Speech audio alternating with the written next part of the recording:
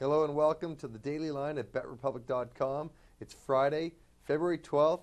I'm your host, Jarvis Symes, and joined with pro handicapper Greg Dempson. Greetings. We are here to run through a couple of college basketball games, one for tonight, one for tomorrow, and also touch on a couple of NHL plays for tonight. Gave you a couple of winners yesterday in the NBA and NHL. Try and do the same thing today. Let's start off with college basketball, Greg. Tonight, we've got one game that you're looking at so far. Yeah. It's one of those games that's fitting in because of the NBA All-Star break. Exactly.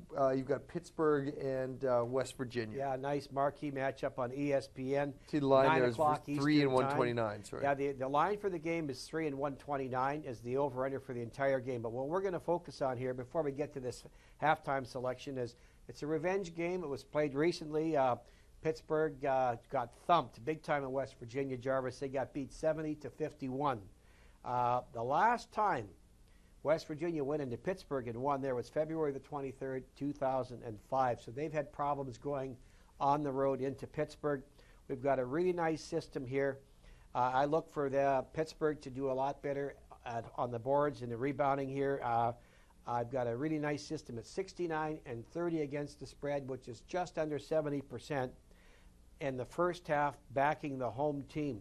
There's also been 11 plays this year, Jarvis. It's 8 and 3 against the spread. When taking the home team is a small underdog of 1.5 points. So I like Pittsburgh at home plus 1.5 points in the first half. So you're getting 1.5 with Pittsburgh. Greg's got the systems to back it. And then on the Saturday card, where we've got a full slate of college games, there's a game up where the line is not posted yet. NC State and North Carolina, and Greg's got something he's looking for with that game. I look for North Carolina to get well against NC State in this game, laying around 6 points. I would probably play it as much as 7 points. Obviously, if it's 6, I would play it for a little more, and if they come in with a 5 or 5.5, a little stronger. I do like the home team here. North Carolina, take the Tar Heels at home. If the line's 8, I'll probably pass on it. You know, I show them winning 9, 10 points. So laying 6, it's a 4-point margin of victory. But I do like the home team in that game, Jarvis. So make a note of that one. The lines will probably come up later in the day. You get the overnight line. If you're laying 6 points or less, it's going to be a nice play. Yeah. Any more than that, well, check the Bet Republic site where we'll be pubbing out plays for us. Let's go to the NHL. The unofficial trade deadline part 1 has come and passed so far today. There's a roster freeze in place for the Winter Olympics, which are getting set for the ceremonies tonight in Vancouver, British Columbia. Only deal that was on the wire that I saw earlier this morning was John Cullen from the Carolina Hurricanes has been moved to Ottawa Senators. Senators looking to bolster an offense which has already come back to life with Spezza, Alfredson, everyone coming back from injury. We saw what they did to the Capitals last night. Yeah. Tonight we're going to look at the Vancouver Canucks playing their 7th consecutive road game in Columbus. Canucks are actually listed as a small underdog. You've got Columbus laying 110.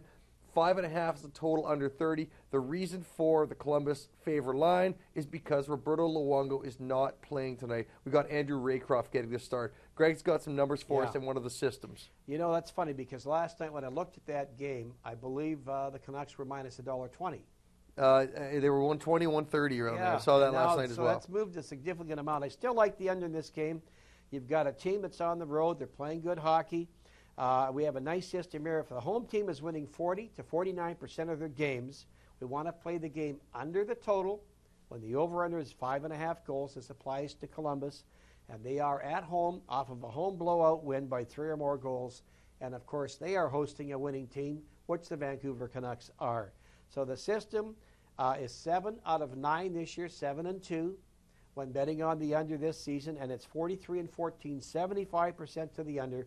Going all the way back to 1997, Jarvis. I like this game under 5.5 goals. Okay, I like the numbers at 75%. It's huge. You right away don't think under when you think about Roberto Luongo not being in net for the Canucks. But Raycroft is going to seize the opportunity. You look for him to get a start. Greg also gave me some numbers on this game, trends for each team, pointing at an under. I'll read those to you right now. These were posted at BetRepublic.com earlier this morning in the Canucks Republic section.